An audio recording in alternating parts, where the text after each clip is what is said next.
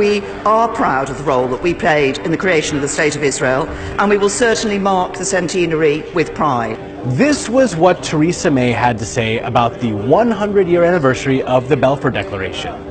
But what exactly happened on November 2nd, 1917, and what was the Balfour Declaration all about?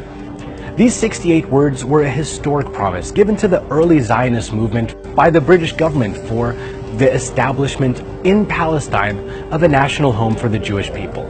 Sir Arthur Balfour, then Foreign Secretary of Britain, wrote in a public letter to a famous British Zionist, Lord Walter Rothschild, which read, His Majesty's government views with favour the establishment in Palestine of a national home for the Jewish people, and will use their best endeavours to facilitate the achievement of this object, it being clearly understood that nothing shall be done which may prejudice the civil and religious rights of existing non-Jewish communities in Palestine, or the rights and political status enjoyed by Jews in any other country.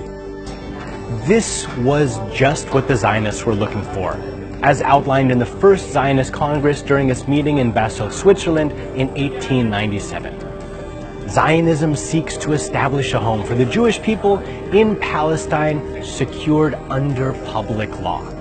Earlier, Theodor Herzl, their founder, had failed to realize this purpose when he couldn't get support from the Ottomans or any other European ruler. But this declaration basically laid out the foundation for the State of Israel. And since the second part of the agreement, where it talks about protecting the civil and religious rights for non-Jewish communities in Palestine, was never implemented, it resulted in a great injustice towards the Palestinian people, as thousands of them lost their homeland with the creation of this new Jewish state, and the ones who remained are being treated like second-class citizens. I think the late British author and journalist Arthur Koester summed it up best when he said, "One nation solemnly promised to another nation the country of a third." What were they thinking? Well, you see, Great Britain was in the midst of World War I, and one of its biggest foes was the Ottoman Empire. So they employed the tried and tested strategy of divide and conquer. They were giving the Arabs the promise of complete and final liberation in return for rebellion against the Ottoman rulers.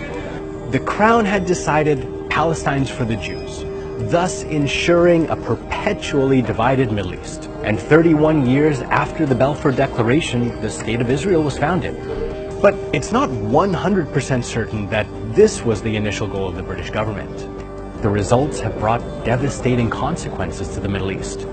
It paved the way for the longest military occupation in recent history and destabilized an entire region. So should the UK government be proud of this landmark letter? Or should they come to terms with the reality of what it's done?